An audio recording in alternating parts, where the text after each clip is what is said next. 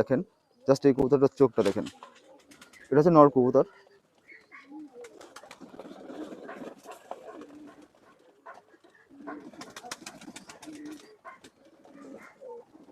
আসলে এই কবুতরগুলো অনেক পুরনো কবুতর, বাংলাদেশের সব থেকে বিখ্যাত এবং নাম করা কবুতরের মধ্যে একটা এই বেনারস কবুতর।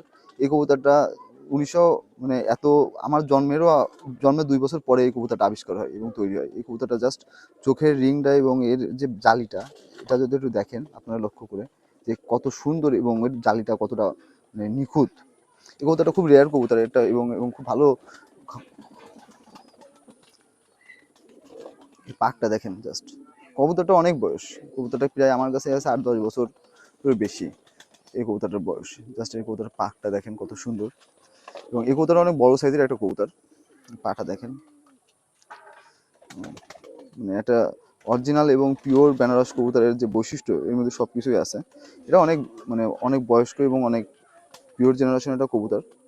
এবং এই কবুতরটা আমি সেট আপ দিছি, এবং কীভাবে সেট আপ করছি আমি সেটা দেখাবো। যে অনেকে বেনারস কবুতর সেট আপ করে বাচ্চা ভালো হয় না, ভাই আসলে বেনারস কবুতরের একটা সেট আপ করে একটা বিষয় আছে।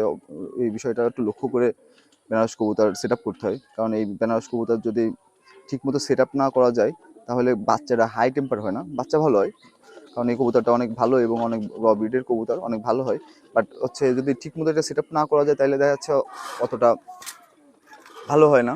এই জন্য এই কবুতরটা আপনার সেট আপ করার ক্ষেত্রে কিছু বিষয় লক্ষ্য রাখতে হয়। কারণ এই কবুতরটা যদি একবার সেট আপ করা যায় তা 10, 11, 12 ঘন্টা এদের কাছে বা সারাদিন ওরা কোনো ব্যাপার না। এই জন্য এটা সেট আপ করার আগে অবশ্যই বিষয় লক্ষ্য করে করতে হয় এটা ভিডিও করে। এবং মাদিটারে আমি আপনাদের দেখাবো যে আমি কোন মাদিটার সাথে জোর দিছি।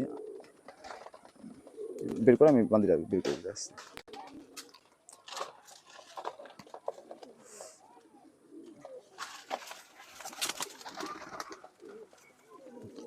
আমি জোড়া দিছি এই মাদিটার সাথে। এটা হচ্ছে আমাদের খুলনারই একটা ঐতিহ্যবাহী একটা কবুতর।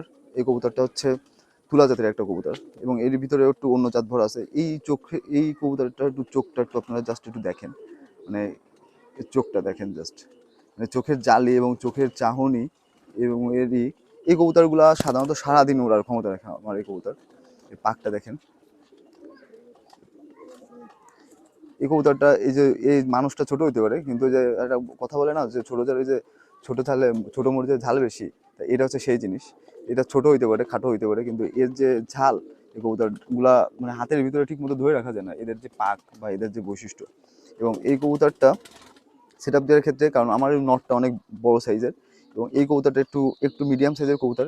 যখন আমি এই মিডিয়াম সাইজের কবুতরগুলা জোর দিব তখন হচ্ছে এর বাচ্চাগুলো আসলে সব মিডিয়াম এবং অনেক ভালো, এবং ফ্লাই করার জন্য অনেক বডিটা অনেক ভালো হবে।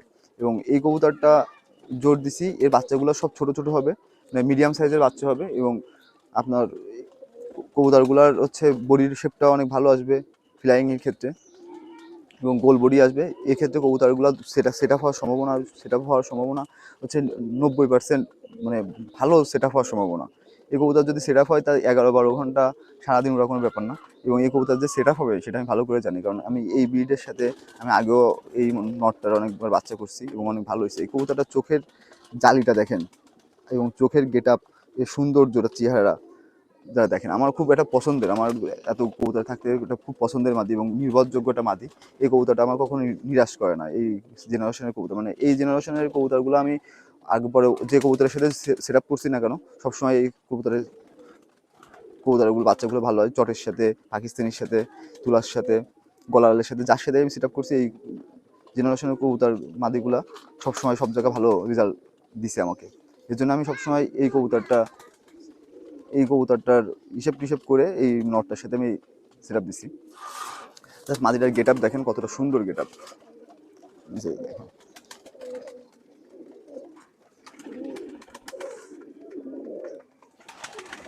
আপনারা সবসময় জোড়া দেওয়ার ক্ষেত্রে এই একটা জিনিস লক্ষ্য করবেন, এবং বেনারস কবুতর এবং তুলা কবুতরের কমিউনিকেশন অনেক ভালো। আগাগোড়ায় হচ্ছে তুলা এবং বেনারস কবুতরের কমিউনিকেশন অনেক ভালো আসে এবং এদের বাচ্চা অনেক ভালো আসে। কবুতরটা একটা ডিম পারছিল, বাট ডিমটা ভেঙে গেছে, আর একটা ডিম পারবে। আসলে আমি হচ্ছে কবুতর জোড়া এইখানে রাখছি জাস্ট জোড়া দেওয়ার জন্য, বাট ডিম পেড়ে দেবে বুঝি নাই।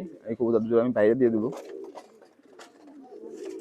কারণ এখানে খেসায় ঠিক মতন ডিম বাচ্চা করা খুব কষ্টকর, কারণ বর্ষা হইলে বা বৃষ্টি হইলে এখানে পানি ঢোকে বা একটু ভিজে যাওয়ার সম্ভাবনা আছে, ঝড় হইলে আর ঝামেলা, এই জন্য বাইরে দিয়ে দেবো। জাস্ট আপনাদের সাথে একটু জাস্ট শেয়ার করলাম যে আমি কবুতরটা নিয়ে আসছিলাম, আপনাদের সেই ভিডিওটা দিয়েছিলাম। জাস্ট এই কবুতরটার সাথে সেট আপ দিচ্ছি, সেটা দেখানো হয়নি। কবুতরটা আমার খুবই পছন্দের একটা মাদি কবুতর। এই মাদিটার সাথে যে কোনো কবুতরের নরের সাথে সেট আপ দিলে অনেক ভালো এবং অনেক ভালো রেজাল্ট হয়। কিন্তু আমি মানে বাচ্চাগুলো যেন মিডিয়াম সাইজের হয়, বিগ সাইজের বাচ্চা হইলে একটু উড়াইতে কষ্ট হবে, কারণ আমি এই বাচ্চাগুলো উড়াবো। আমি যদি মানে কবুতরগুলো বুড়া করি বা বীজ করি, সেক্ষেত্রে আমি অন্য মাদির সাথে জোর দিব। উড়ানোর জন্য এবং বীজ করার জন্য এই মাদিটা পারফেক্ট, এবং এই মাদির সাথে বাচ্চাও বীজ করা যাবে এবং উড়ানোর জন্য এই মাদি খুব ভালো একটা রেজাল্ট দিবে। এই জন্য আর কি এই কবুতরের সাথে জোরটা। সবাই সুস্থ থাকবেন, ভালো থাকবেন।